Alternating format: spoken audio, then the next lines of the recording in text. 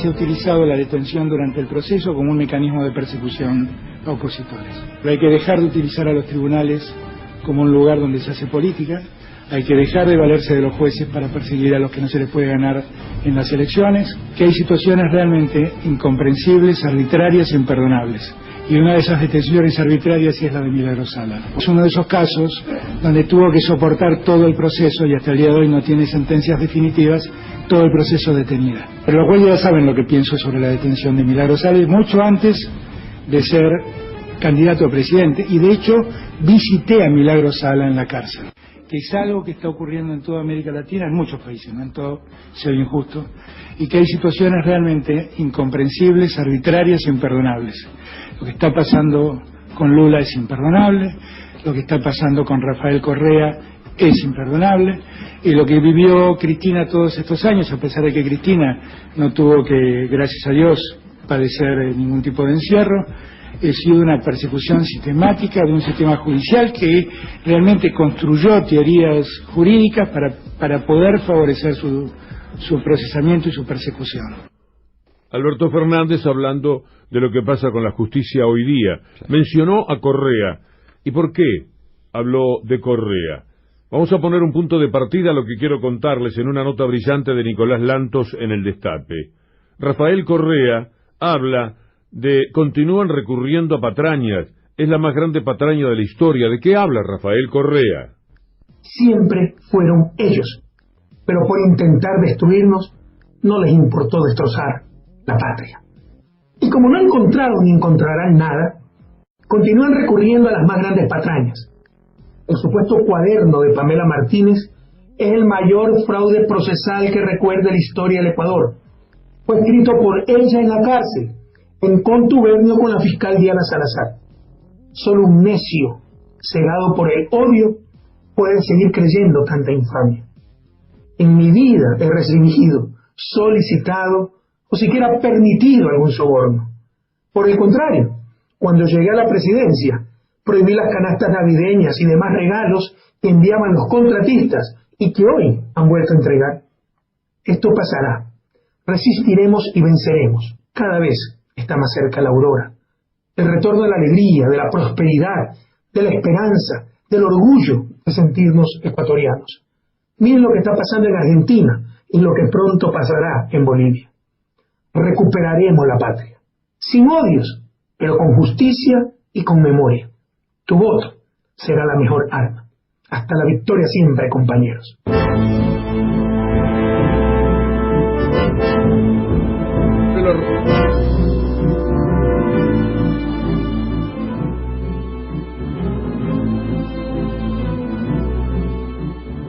¿Qué es lo que está pasando en Ecuador?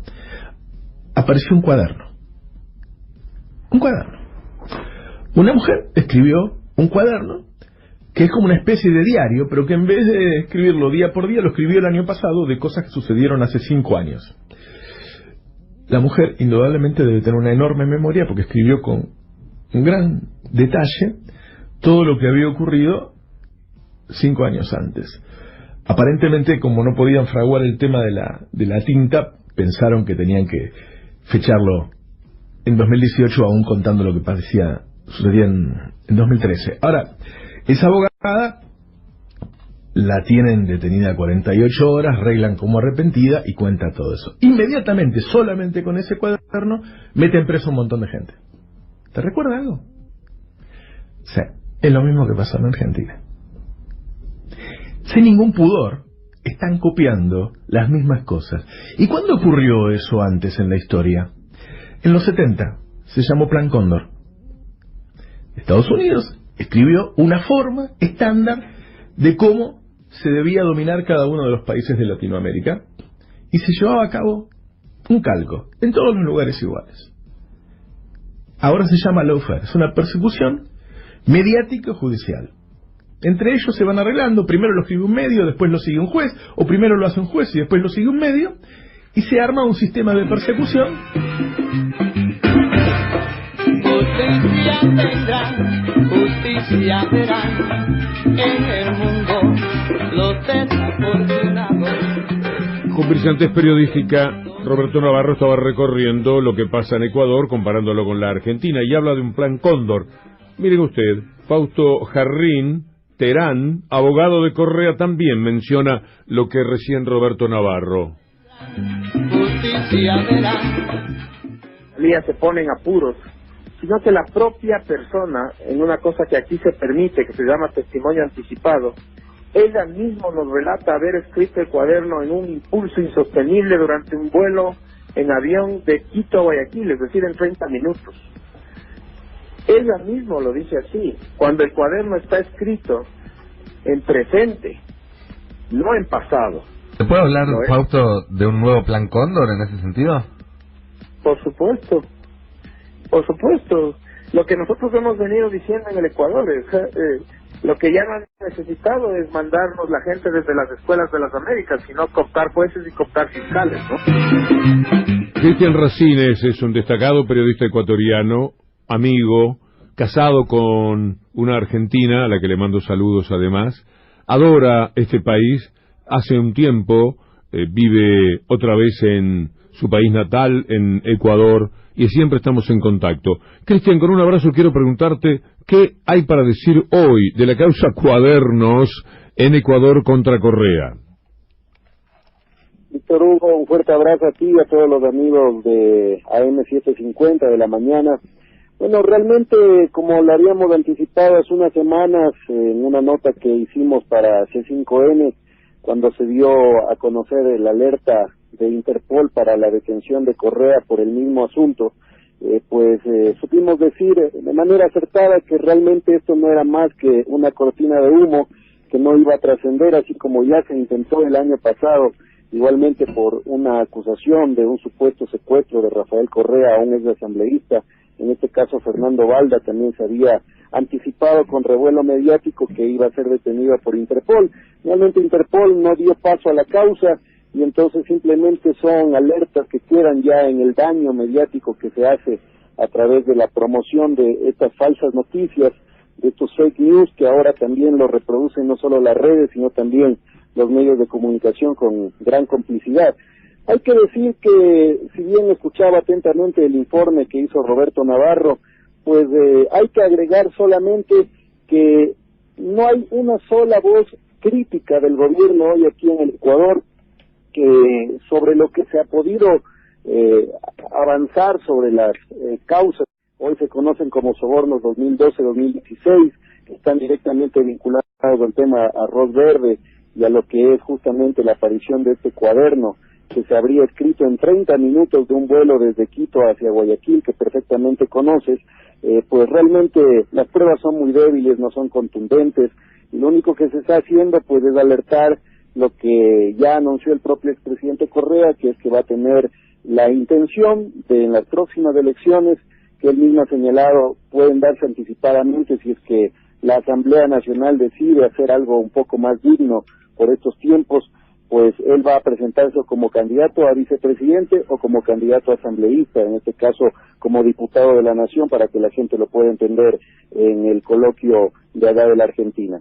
Entonces, lo único que te podría agregar es que hoy por hoy la causa es muy débil, que es muy obvia y que lamentablemente tanto los jueces como los fiscales que están dentro de la misma se están metiendo en un lío porque la gente empieza a darse cuenta de que hay una persecución y que además no se tocan los grandes temas como por ejemplo el enorme endeudamiento que ha adquirido este gobierno y el entreguismo que hay hacia los Estados Unidos hoy otra vez con estas famosas relaciones carnales entre el Fondo Monetario Internacional y el gobierno ecuatoriano. Hay una enorme cantidad de problemas económicos, desempleo, que no han podido ser solucionados, y lo más triste de todo es que no hay una voz disidente desde ninguno de los sectores de oposición, sino más bien se ha aliado gran parte del mismo a los negocios que parecerían nada más una fotografía similar a la que ha vivido la Argentina en estos 3 años y un poco más del gobierno de Mauricio Macri.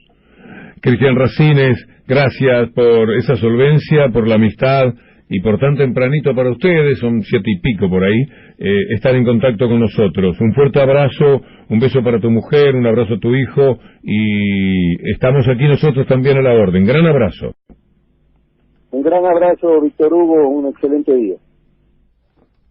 Esta historia guarda una relación muy similar a lo que se vivió en Ecuador en 2015, cuando el asambleísta de la oposición, Andrés Páez, del movimiento Creo, dijo que aquel vicepresidente Jorge Glass Espinel, que por entonces acompañaba a Correa, había transferido casi 23 millones de dólares a dos personas allegadas, y lo había hecho a un banco del Océano Índico en las Islas Mazor.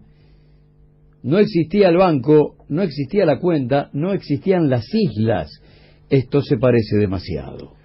El tema en Ecuador se precipitó con un nombre muy curioso, arroz verde, como decía recién Cristian Racines, que es el asunto de un supuesto email que recibió una ex asesora de Correa, Pamela Martínez, con datos sobre contribuciones voluntarias de empresas para la campaña del oficialismo en 2013.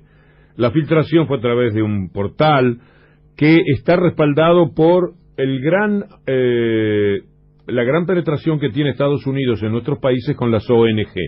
Las ONG tipo las de Laura Alonso, que Norberto Galazo señala como representante de la CIA en los Estados Unidos en el libro Inocencio Esquilmao, del que después les voy a hablar.